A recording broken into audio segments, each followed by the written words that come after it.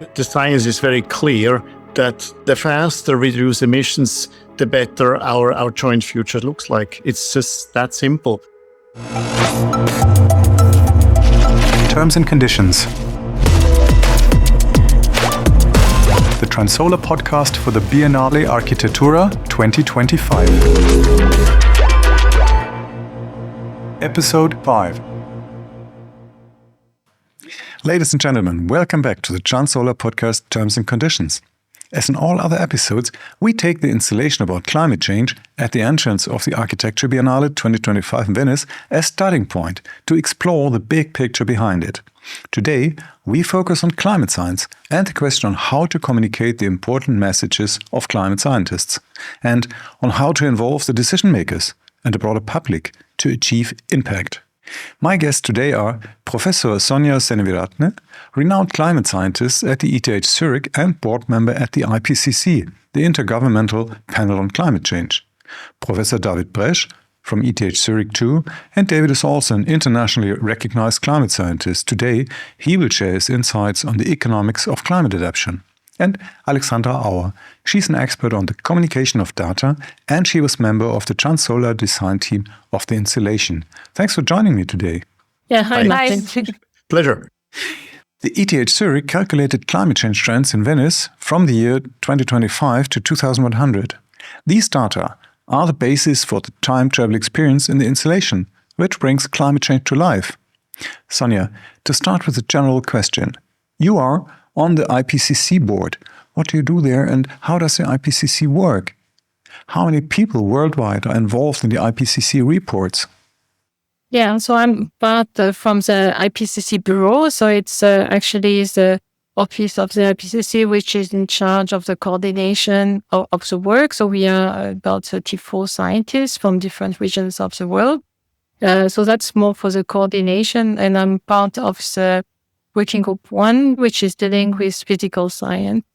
And the main work we do is to coordinate development of reports, which in the end are approved by IPCC, as it's not always clear that the plenary of IPCC, the members are actually the different countries of the world. Mm-hmm. So those reports that are then actually approved by all those different countries, it means the country should know the information included in those reports.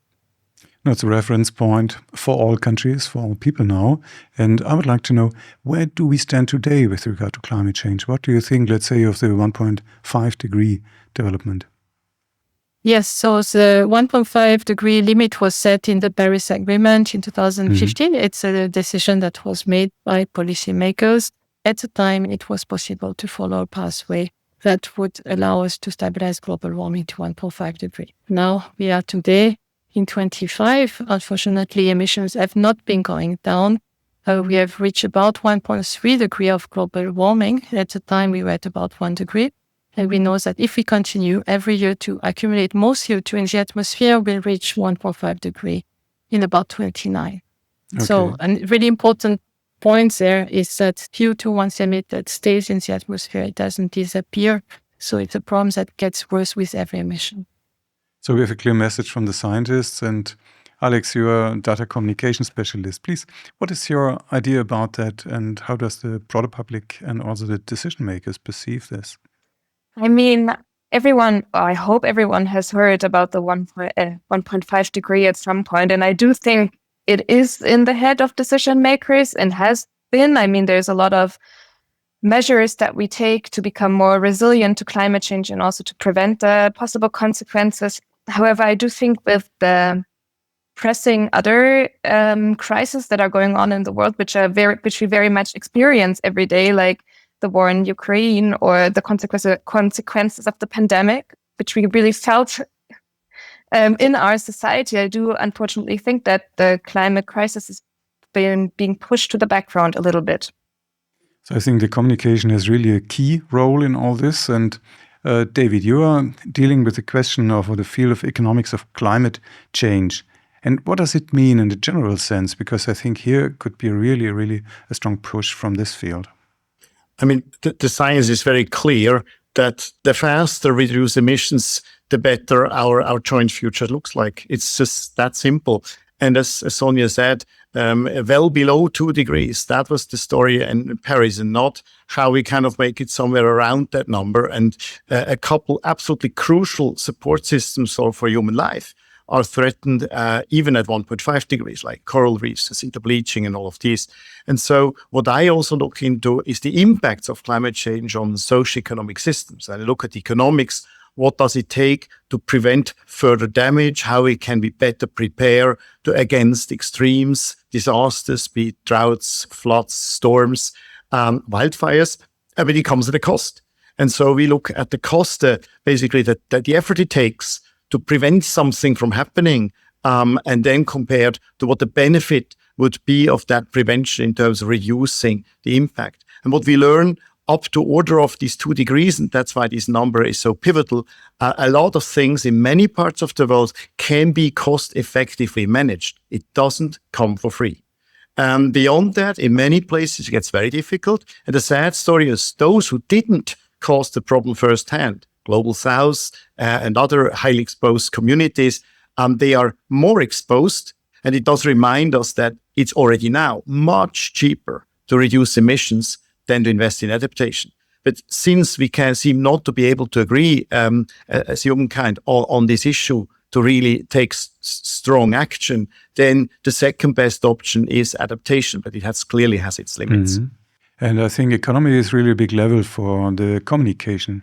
And before you started working at the ETH, you worked for an insurance company, the worldwide, I think, biggest insurance company or reinsurance company, Swiss Re. And they are dealing with damages and with money. What is the discussion there in this field of economics? It's, for many years, was the second biggest. So Munich Re is even a tiny bit bigger. But to have a good market, you need competition. So it's a couple of those big ones. And they really globally try to diversify risk. And they can do so if they understand what drives risk and if they have a clear view on what might drive risk going forward.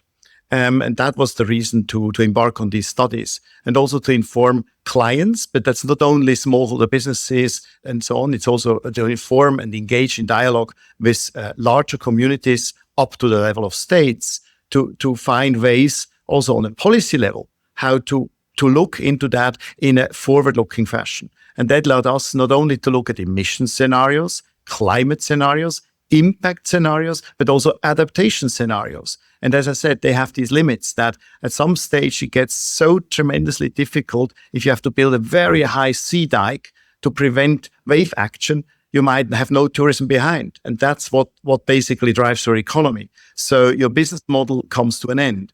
And then there's no reason to provide insurance. So it's much earlier than that to think about, are ecosystems there to help us mitigate some of these risks? Are other ways to deal with risk in a community ways to do so? Is a more systemic view at an economy probably a way out of it? These were the questions we've deliberated for many years in the company. And we always resolved to the point, we have to tackle the root cause, and that means reduce emissions. But how do the CEOs react in the big companies you're talking of? Yeah, that's a very tough question.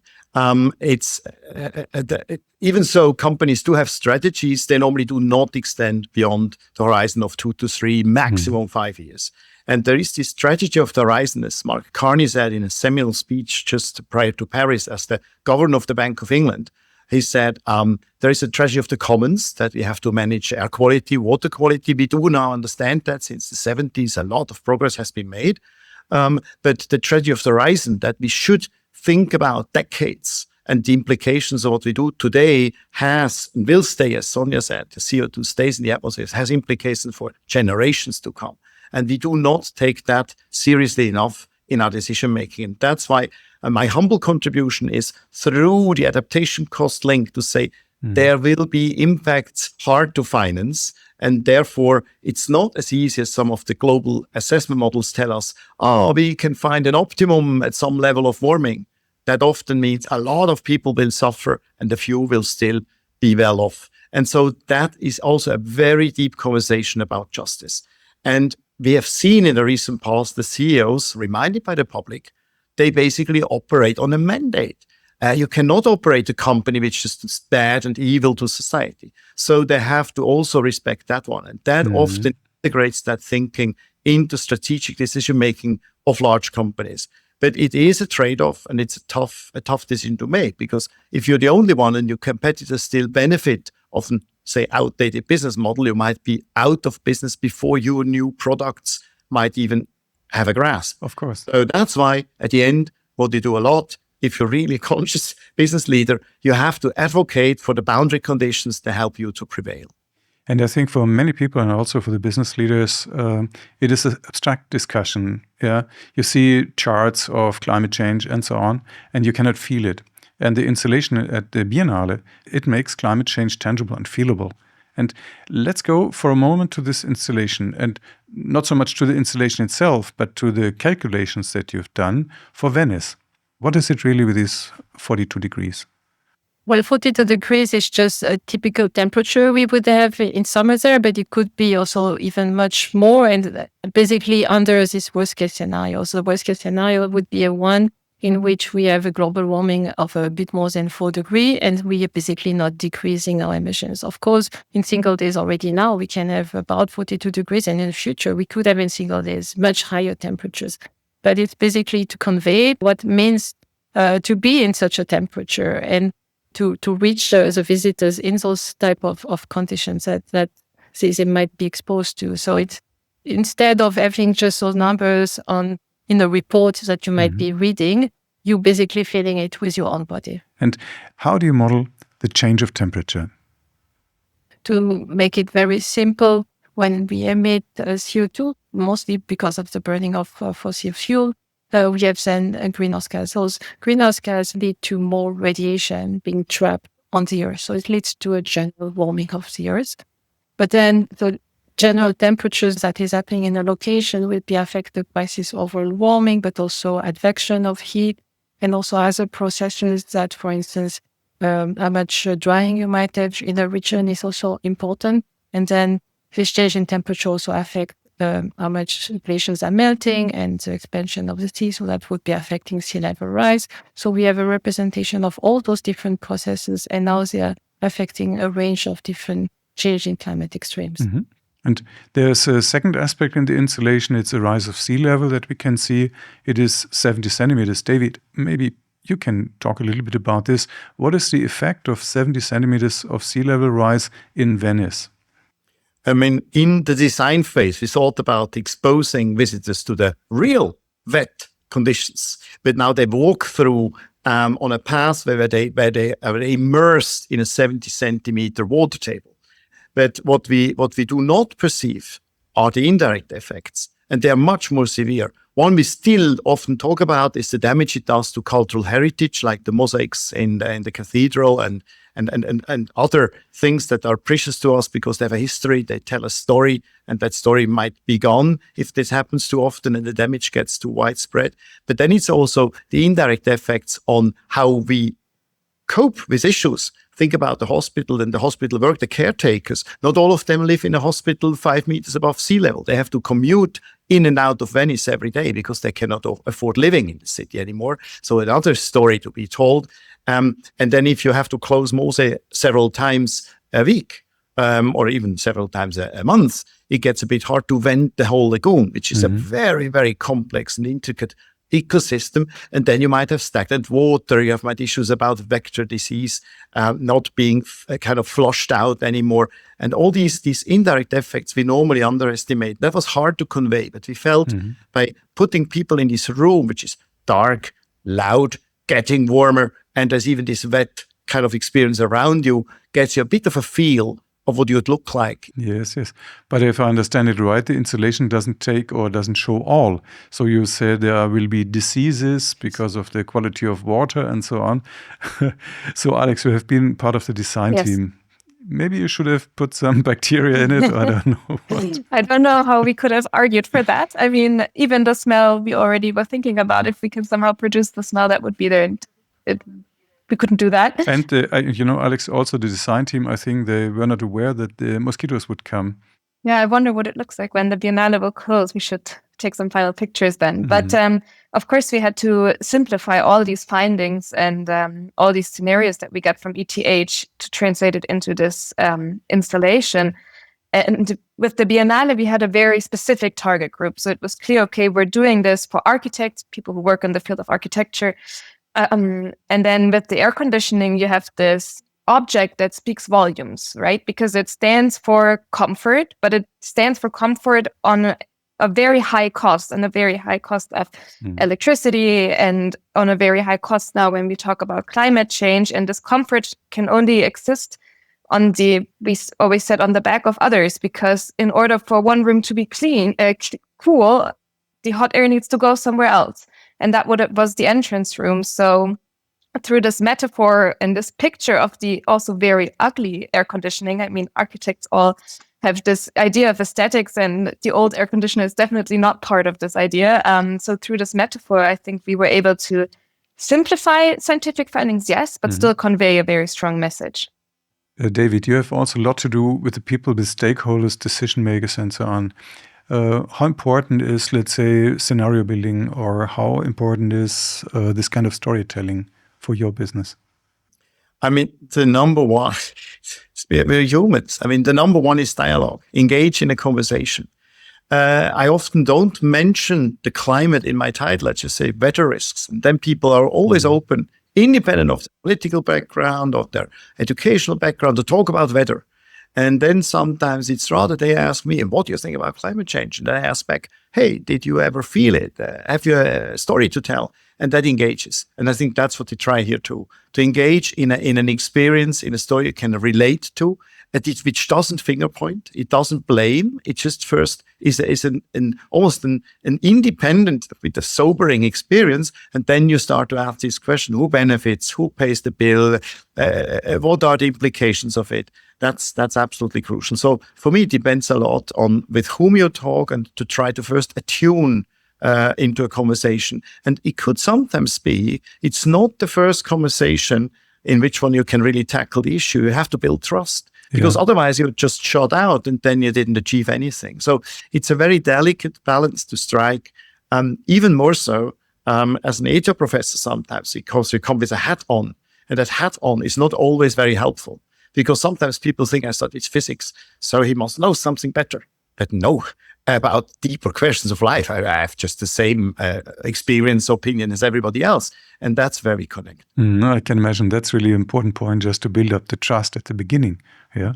And Alex, maybe you can give us an example how to work with these techniques to convey the messages of climate scientists.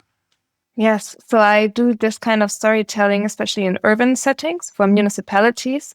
And one thing that we have found is that it's extremely impactful to create scenarios where the people themselves can find themselves in. So, for example, when we talk about very simple measures to also tackle climate change, but they also have other consequences, like, for example, reducing the speed in a street, right? It can have different effects on the air quality, and it can have effects on the sound, and it affects then again people differently. So when you create these scenarios, it's really important to create different scenarios for different target groups. There might be a student that lives in a tiny flat right at the main street, and for them it's really, really nice if the air quality gets better, because then they can sit on the balcony longer and they can have their window open at night because there's less noise. But then again, maybe for people who don't live on the main street, but some other streets further down, they can't access their street as easily anymore with their cars. So you have all these different consequences, and you need to display them all so that people can weigh their options. I think that's really the most important part, to inform people enough so that they know how to weigh their options.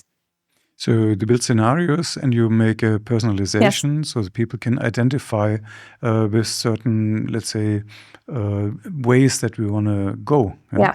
Or decisions that we make. Sonia, how's it for you? In the field of climate science, I can imagine it's difficult because you have on the one side the reliability and accuracy of science. On the other side, you want to have an impact. And if you start storytelling, it is sharpening an argument. And it's not easy to keep this balance. How is the discussion? What is your personal opinion about this storytelling in climate science? And how are the discussions in your community? Well, certainly the question of storytelling is getting more traction in the climate community because we have very clear information from the climate science, but the main issue is now no longer about where we stand and what are the issues. It's basically about getting society to do something about it. And that's why communication is absolutely essential.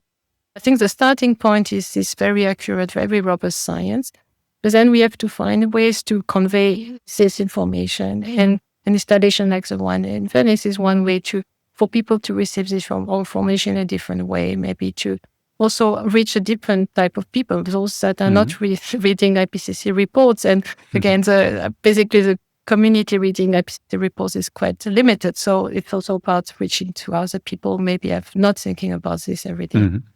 And I think it's possible also, Alex and David, to have different depths of information.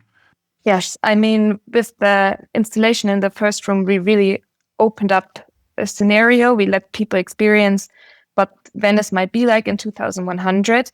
And then we, of course, also had information that accompanied the installation. There was a website where you could find the scientific report. So we had these layers of information for the different groups and the different depths of interest. But I think what was also really important is to see the Biennale also in the entire exhibition, because we opened up a scenario, and then in the following rooms there were approaches to solve this issue.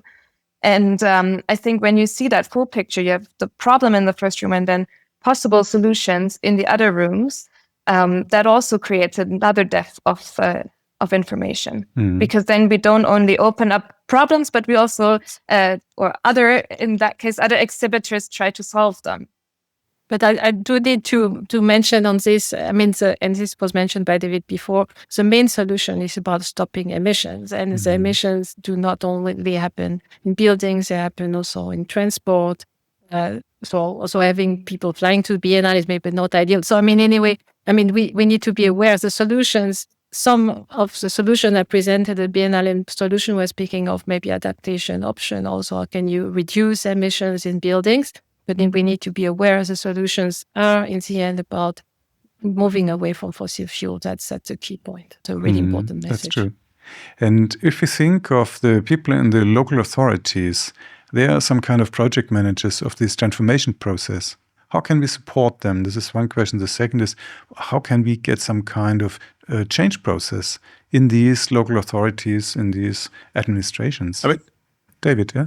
Basically, I think what we should all work together to expand the span of control and to allow to set the system boundaries as always as possible and as wide as you can, because then all of a sudden solutions come to the table. Urban planning can do a lot, but if you have basically that being set, and then the developers can only on a small patch of land do something, and they probably have a lot of things to comply with, then the maneuvering space gets smaller. And also then the problem that often the builder is not the owner, is not the occupant, is not the one who takes it away later. And that all basically makes it harder to think holistically. And what I often see in public procurement is that some of the public procurement rules are really driven to cost efficiency. Yeah. And that's not effectiveness. Yeah. So in my time in office, I can build a cheap school. But then when it gets warmer, it's hard to learn in there. And it's not to just then put, exactly, that's the installation twist, right? It's not an idea to put an air conditioning unit in. It's a design question. And there are schools, even in Bangladesh, which work at ambient temperatures. We have a hard time to breathe because they're vented well. Some even float with the river. And so they are totally resilient to flooding. And some of these schools, the learning experience is much deeper. It speaks to more senses than just one part of the brain. So that's probably, and I interpret here a bit widely, but I think that was a bit of the spirit also of this Biennale, to open us all or our minds up to say, hey, there are other ways to do so. Even Frank Lloyd Wright in the 60s did build in the desert without air conditioning. You just have to basically listen to the nature around you.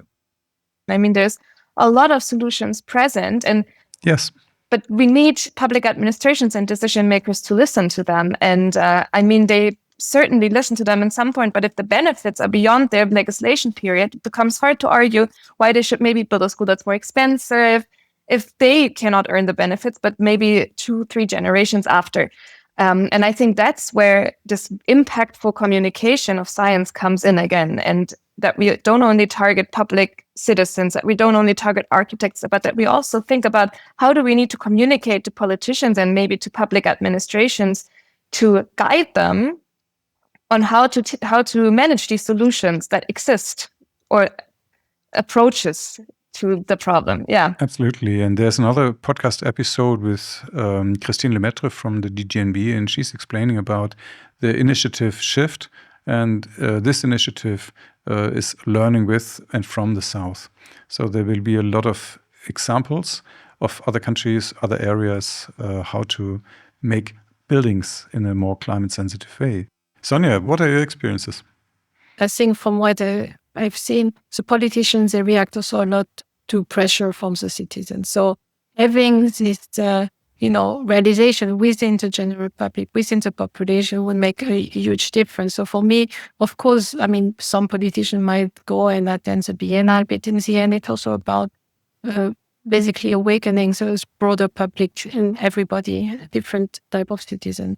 And just as information is really reaching everybody. Mm-hmm. Maybe last question in this respect. Some people said, hey, we should have this installation also in other major cities, that people, that decision makers can have this experience. What would be a good idea to show it and also to develop the concept a bit further? Yeah. Alex, maybe you'd like to start. We need to, I think, remind ourselves that the reason why public administrations communicate, and they aim to communicate transparently, is because they're required to do so. I'm not saying that they also don't want to communicate transparently, but they are required to do so because as the citizens, we need to understand their actions. So we need to know which information they had and why they decided to do something a certain way. So now when we think about this installation and how it could be implemented into municipalities and how citizens can experience it, but also decision makers can experience it, we could maybe think about if we can model different scenarios, right? So maybe you go in and you experience your town the way it would feel in 2100 if we don't change anything. And then we would have these certain numbers, you would have the temperature. And then another scenario could be that certain actions were taken and you can experience your town again in 2100, and it might be cooler or it might be even hotter because you took the wrong actions were taken. So that would be one way. And then another thing that would be important is to, if this installation would move to another town, to also present some actions that politicians can take so that we don't only communicate in terms of problems, but also present some approaches to the problem. Solutions. Yeah. And again, this, what you said earlier about the personalization, in the communication you can take certain persons and show what is the effect then, and what is the effect in the business life, economics. Sonia, what would be an important point to make an adaptation of the installation if you, let's say, go to Geneva or to another Swiss city? Yeah, well, I think you could have adaptation of different type. If it were in Switzerland, of course, sea level is less of an issue, but we might have some rocks falling down, so which is also actually quite challenging. And unfortunately, we just had a terrible such event in Switzerland, just before the summer. So I guess beside the temperature is universal. Temperature is increasing everywhere. Heat waves are increasing almost in every location, but there are those additional risks that are increasing in different ways in different locations. And in Switzerland, I would say, definitely rock falls from the mountains, but also increasing risk of droughts. It's also relevant in the Mediterranean. Obviously, there are huge impact of droughts, risk of fires, what we are saying right now. Unfortunately, we should say it doesn't require that much projection. Some of those changes, we are seeing them right now. I must say, when I see right now the news, also of this summer, wildfires happening across the Mediterranean. We are saying it's already a dystopia right now, but the point is it's going to be much worse if we don't manage to stabilize global warming. So when people ask me, isn't it too late? It's too late to avoid a lot of the impact we could have avoided if we had acted earlier. But it's not too late to avoid the situation getting even worse and losing even more. You just need to be aware of that. I think, Sonia, this is a perfect word to end on. I really enjoyed our discussion about how to convey the important messages of climate scientists. From a solid scientific basis, we can develop scenarios that show concretely how people will be affected. From this, we can address specific stakeholders in a personal and easy-to-understand way. We have seen how it is relevant to transform data into stories to have an impact. This is really important, and thank you, Sonia, David, and Alex, for sharing your perspectives and experiences with us. Thank you. Thanks a Thank lot. you, Martin. Pleasure. Yeah. Thanks.